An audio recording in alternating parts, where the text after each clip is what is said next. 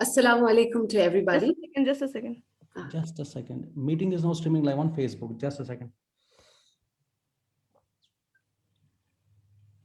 Are we live on Facebook? Somebody has to check it. Okay, we are live on Facebook. Please go ahead. Assalamu alaikum to everybody. My name's Beener Zahra, and I'm a nutritionist and a dietitian, and currently I'm a research scholar in food science and nutrition. We are glad to be here on our second series of JK Scientist Inspiring Women. As we all know that this program will be celebrating Kashmiri women entrepreneurs who are successful in their respective fields in Kashmir. These women have been an inspiration for us, and JK Scientists is a platform where they will share their journeys, their struggles, and their success stories. Within the society, women have important roles to perform. The roles of a woman are primarily recognized in the social, political, economical, and cultural or religious affairs. In these affairs, when they are to possess efficient skills and abilities, so they are able to render their participation in an effectual manner. In addition to the skills and abilities, it is vital for a woman to generate awareness in terms of factors influencing their participation. Possessing within the course of the performance of roles, when women are performing various types of roles, they need to ensure that they work effectively towards promoting well-being of their family and community. In other words, they need to ensure that their contribution is beneficial to the individuals or community. The main areas that we have have been taken into account in this session include significance of role of women within the society, factors influencing the participation of women, types of roles within the society, and role of women within employment settings. However, due to the prevailing conditions in the valley, it becomes a great challenge to pursue one's dream. Still, there are many success stories that keeps our hope high. In Kashmir, we lack indigenous industries, and unemployment has become a great concern, especially for the youth. Recently, women have started their own ventures such as cafes, technology startups, online business platforms, boutiques, etc. These businesses have helped them immensely in these uncertain, tough, and trying times. We are all aware about the uniqueness of Kashmiri cuisine worldwide.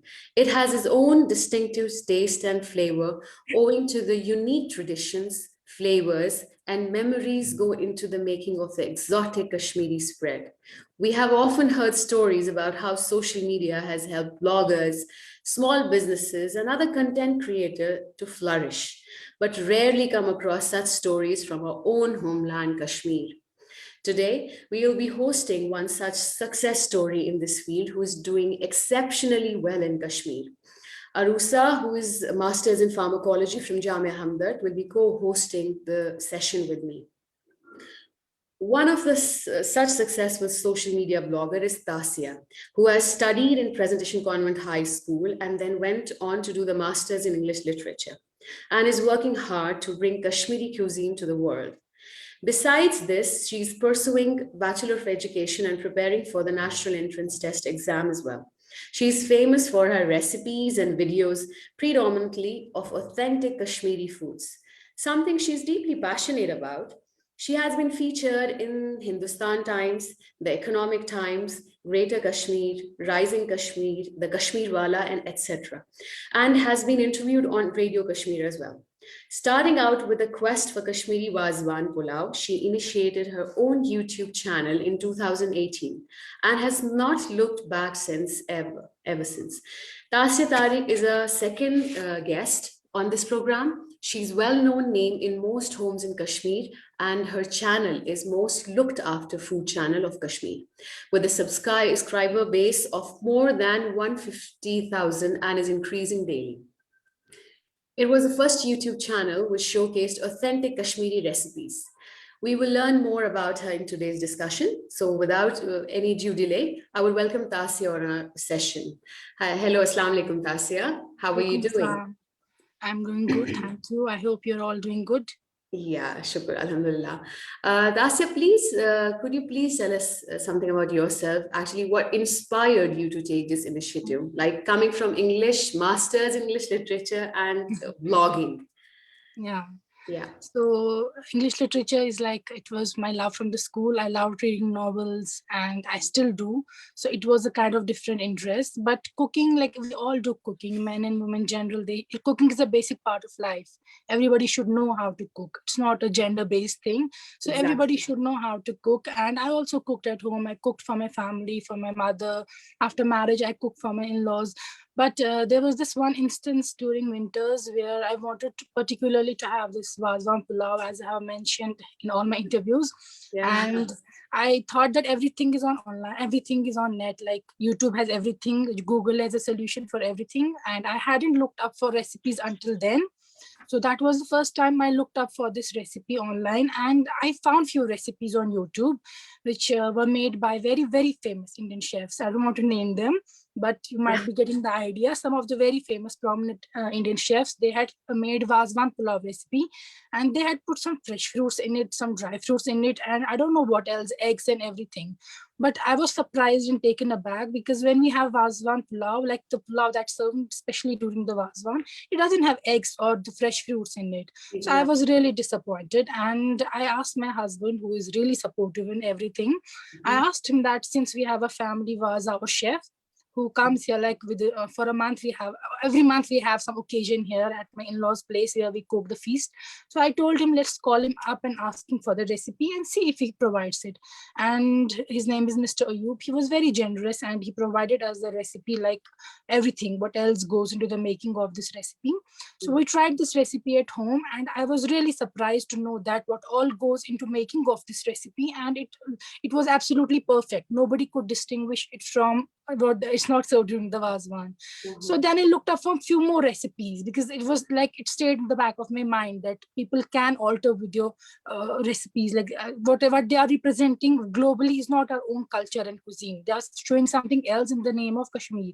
So then I looked up for Rogan Josh recipe, Rista recipe, and no Kashmiri was showing it there. There were a few Indian chefs, but they were also showing something else in the name of Kashmiri thing. So that's what inspired me and my husband, that let us start a cooking channel where we would show our own food, our own culture, our own cuisine, and simultaneously we will teach younger generation how to cook it at home.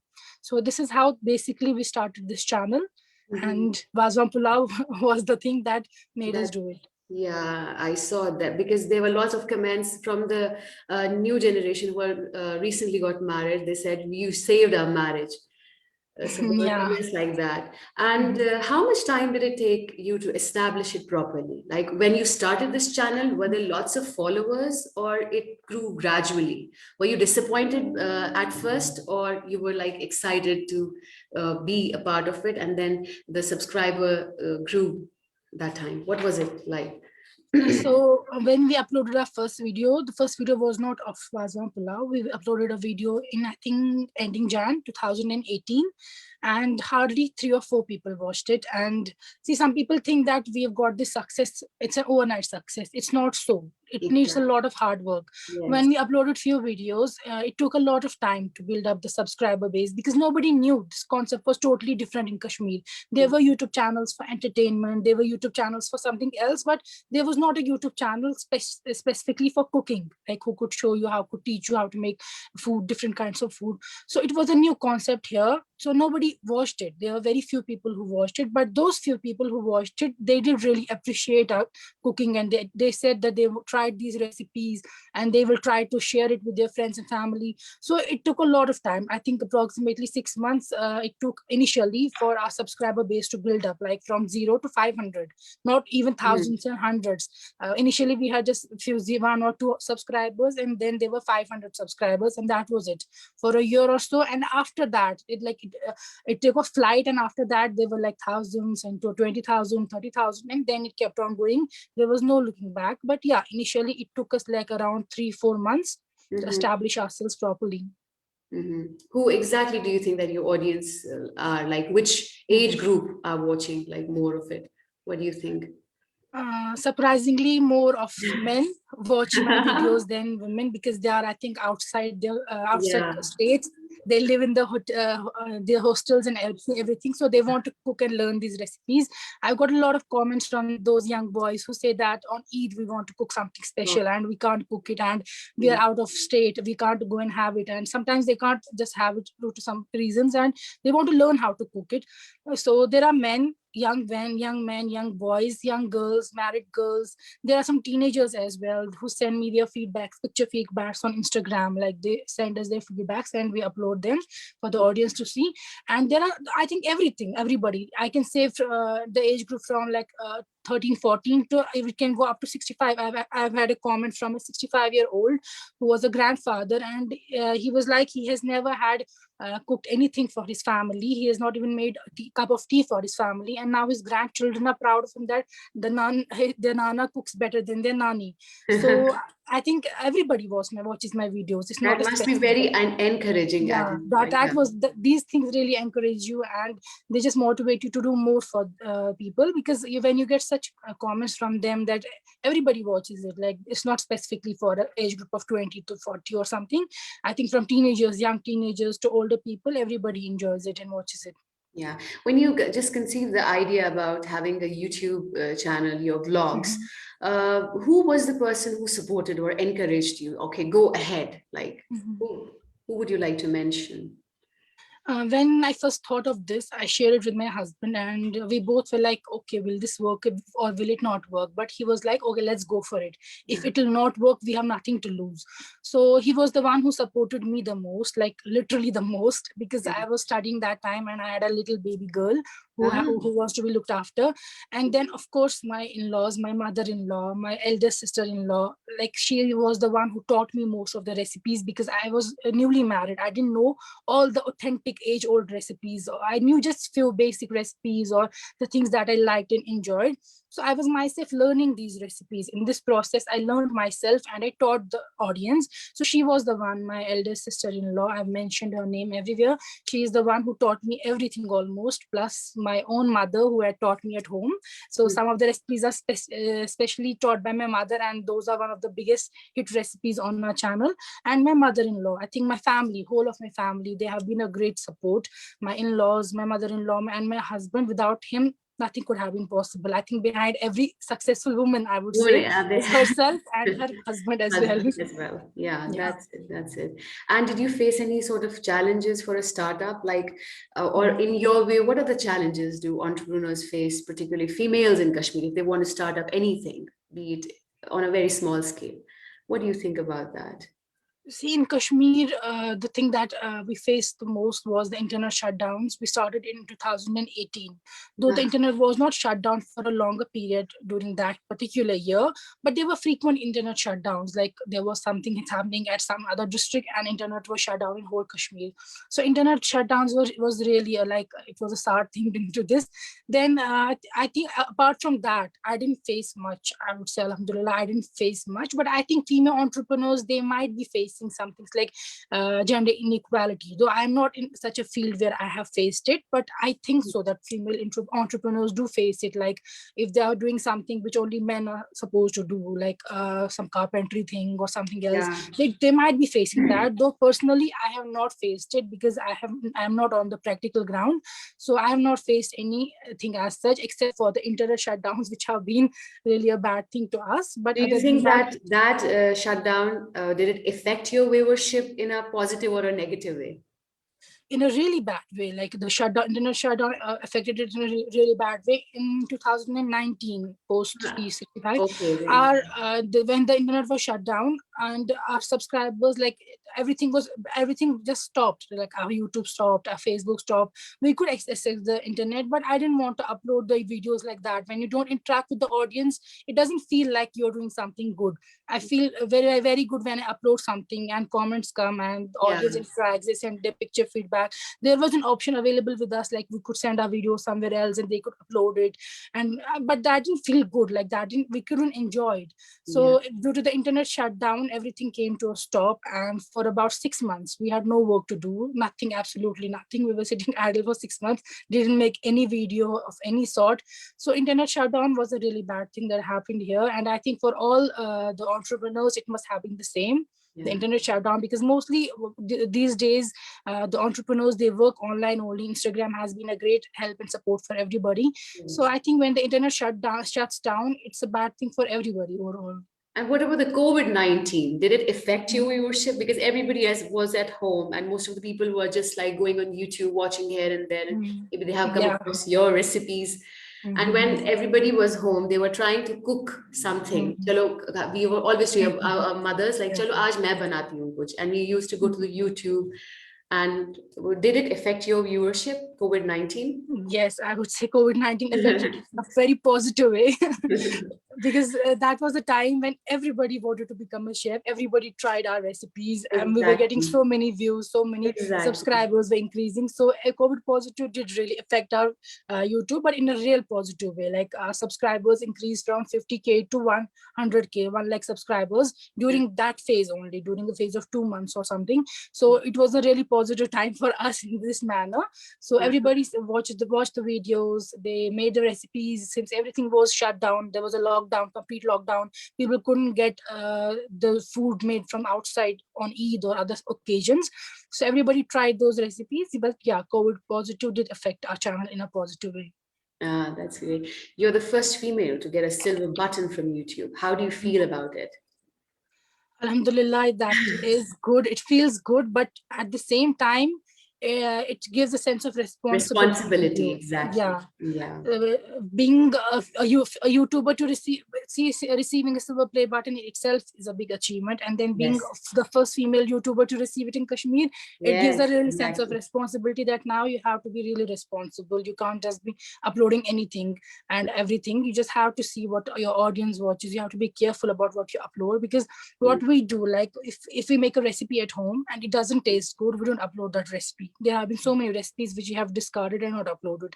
So that is, I think, one of the main reasons for the success of a channel, because whatever we have uploaded on YouTube, I can assure you with guarantee, like if you cook it at home, it'll taste good because we have tasted it and it has become good. If something goes bad, we don't upload that recipe.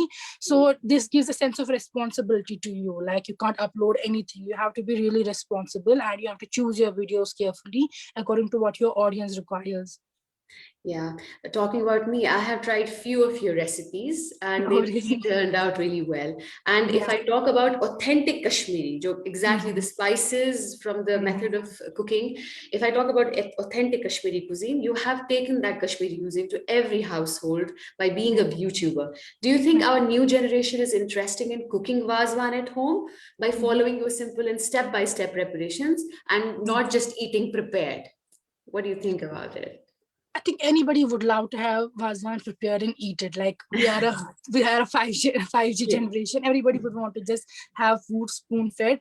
But what I've seen is that the younger generation, they are more keen on learning things. Like I've seen my friends, I've seen my colleagues, or I've seen girls from my school, college, etc., who just send me their feedback that okay, you're like support for all of us, our whole batch, because we don't know how to make recipes, I don't know how to cook. So what I've seen is this trend that many people, many young girls, many young boys, they want to learn recipes. It's not that they just want to have prepared food and get over with it. They want to learn recipes not just for eating it, like they want to cook it. They want to feel the sense of joy, like when they cook something and it turns out good, and when they feed it to the family, how it feels. So I've seen that people do enjoy this process also of cooking and then feeding it to the family. So it's not that just people want to have the recipes, ready-made recipes, fast food recipes, and get done with it.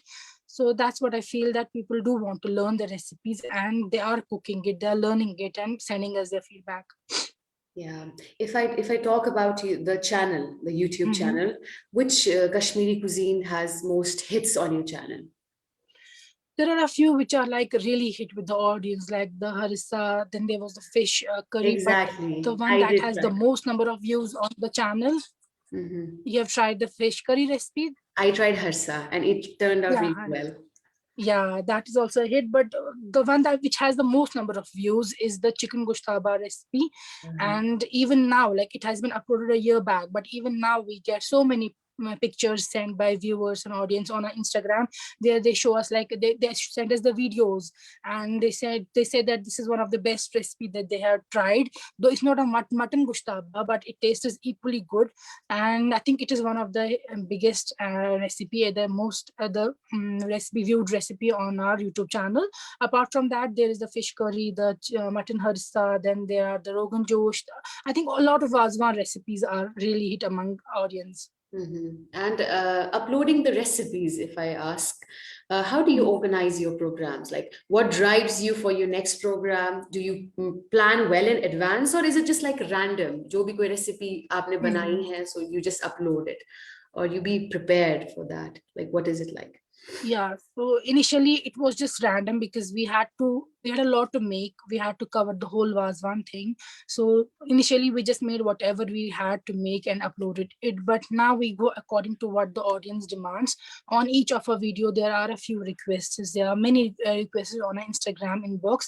So accordingly, we plan what we have to make for the week. And I think in a week we upload the video twice. So that's accordingly how we make the videos, according to the requests, according to what so many people want. And then we see what is the demand, and we see what goes well in the season. Like, so, during the winter, we uploaded the winter series. We uploaded the what's that called, fare hogard, the Kashmiri specialities, exactly. the smoked fish and the dried fish, and then some dried vegetables like al-hachun, maz, and all those things which are the need of the hour. Like, we can't upload them during the summertime, and harissa. So we program our recipes accordingly now. But initially, during the first 6 months or a year, we uploaded our recipes like in a go. Whatever came into our mind, we just were preparing them and uploading them. But now there is a program how we make the recipes and how we upload them. Okay, earlier you mentioned about the best comment that you received from the grandfather who hadn't made a chai for his family. Do you get sometimes like worst comments? Do you have any worst comment that you received some time ago? I won't say worst, but yeah, there are some hateful comments which I totally ignore. But there was one very funny comment, and I think it was very low of a girl to say that. And surprisingly, a girl only said this. And when I prepare the recipes, I don't show my face, but I have to show my hands. Like, how would you prepare the dish without showing your hands? So when I had prepared the recipe, I was just picking up the lid of the utensil, and the video was playing, and I had uploaded a small snippet of it. Like, I was picking up the lid, and that's it. I was showing, I think it was fish rogan josh or something. And she had commented that, okay, so you want people to watch your hands because you're showing your hands, and you want people to concentrate on your hands rather than on the recipe. And I was like, really? Can you people just funny. have a bigger? How would you just show your recipe without having your hands in it? Like, you don't show your face, fine, but your hands need to be in there. So that was one of the comments which just like is in my back of my mind. That is really low of anybody to think that way. Why would anybody want to show your hands or anything else? So that was really distasteful of her to say that. Yeah, that was certainly distasteful. At present, do you collaborate with any local restaurants or hotels, or in future, do you want to collaborate? Do you have any future plans like that about collaboration? I've had a few meetups at some hotels with other bloggers, but I'm not in collaboration with any hotel or restaurant as of now. Okay. So I would allow to open my own restaurant, but as of now, I'm not in any collaboration with any restaurant or hotel or anything. Okay, that would be great if you open up your own restaurant. And what about the authentic Kashmiri cuisine? What do you think that we would be preferring food fusion, or do you want to just make it like as it is, like authentic Kashmiri? And do you think that as Kashmiris we can accept any kind of experimentation with our food, like we have Afghani, Irani, Kabuli pulaus? Do you think of like a food fusion or something in future or at present? See, Kashmiris are really fond of their food, their own food. If a Kashmiri is served an Uzbeki pulao or a Kashmiri Wazwan platter, we would obviously choose Kashmiri Wazwan platter. But yeah, food fusion has been there. In fact, I have uploaded few recipes on my own channel. We have made a mutton kofta pizza. It did taste really good. We've made rajma and palak, like it's a kind of fusion only. But I would say authentic recipes do taste better. Like anybody would want to go for Kashmiri cuisine, which is an authentic cuisine, and nothing has been touched with it. Nothing has been changed in it. So whatever is authentic, it does taste good. So I would say that authentic things do taste better. Yeah, there is a trend of like Italian food, Chinese food, and anything. But if anybody would be, if I would personally be given a choice between a Kashmiri wazwan or anything Kashmiri and then something else, yeah, once in a while you can try that. But overall, my heart and my brain would just go for Kashmiri food only. Authentic Yeah, Kashmiri and food. as Kashmiris are very particular about their authenticity Yeah. of their cuisines, and we would Yeah. not prefer that. Yeah, Yes. absolutely. So Tasiyah, what are your future goals? Mhm. Do you have any At future goals? present, I'm writing a recipe book, which I'm not getting a time to write, but I am just writing. So it's in the process. So I plan to do that. We have a plan of having our own app because so many people are requesting it. Like, please have an app where we can just watch the recipe or just see the recipe quickly. So that's also in the process. And the bigger plan is, like I said and mentioned earlier, I'm opening a restaurant within a year or so in my own vicinity. So because people have been requesting a lot, like there was some foreigners who had come here and they were like, do we get mujgar anywhere? I was like, no, you won't get it in restaurant.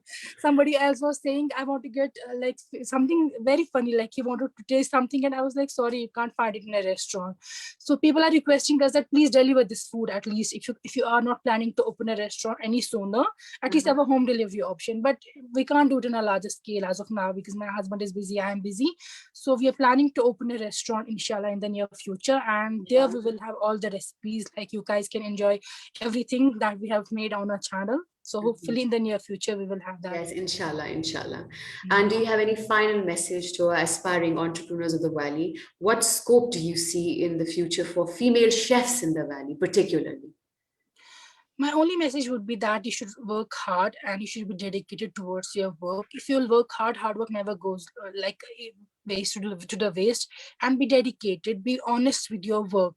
There are so many people who just want to get fame and who want to get everything overnight, but that is not possible. You have to work hard. You have to be honest with yourself that what you're doing is true. Like you can't copy anything and then upload and then see. I'm a YouTuber. If I will copy anybody's recipe and say that and post it online and then say that everybody would like me, that's not so. People can differentiate between what's original and what has been copied. So my only message would to everybody in any field would be just be honest with yourself, and that's how you will get success. And be hardworking, because if you will work hard, you will get success either tomorrow, today, or whenever. You will definitely get success.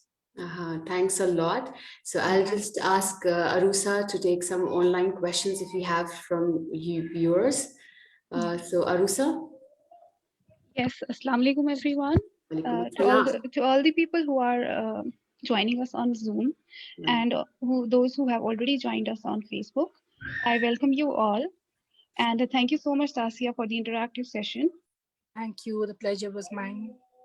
To be really honest, Tasiyah, I myself tried out the most famous yakhini recipe, and trust me, it turned out to be amazing. I was not actually hoping that, and I just actually struggle to cook. But your recipes are saviors. Thank you so much. Thank you so much. We actually have some questions. Saima Beg has asked, but however you have answered that, she asked that, do you have any plans about publishing a book about Kashmiri authentic recipes? But since you have already answered that, I have one question that since you said that you are thinking about establishing a Kashmiri Wazwan restaurant in Valley, but I just want to ask, do you think of establishing it outside Kashmir? Because as far as I know, some people who live outside Kashmir, they miss Kashmiri dishes a lot. Like me, myself, I live in Delhi right now, so I miss them a lot. Like you cannot find authentic Kashmiri dishes outside the Kashmir. So do you have any plans of doing that? As of now, I don't have any plans for that, but inshallah I will when I start the restaurant here in Kashmir. And if everything goes well, then hopefully inshallah we'll expand it to every other place. But first let's see how people react to our restaurant here. But hopefully inshallah we'll take it up at least in Delhi or few nearer places, hopefully.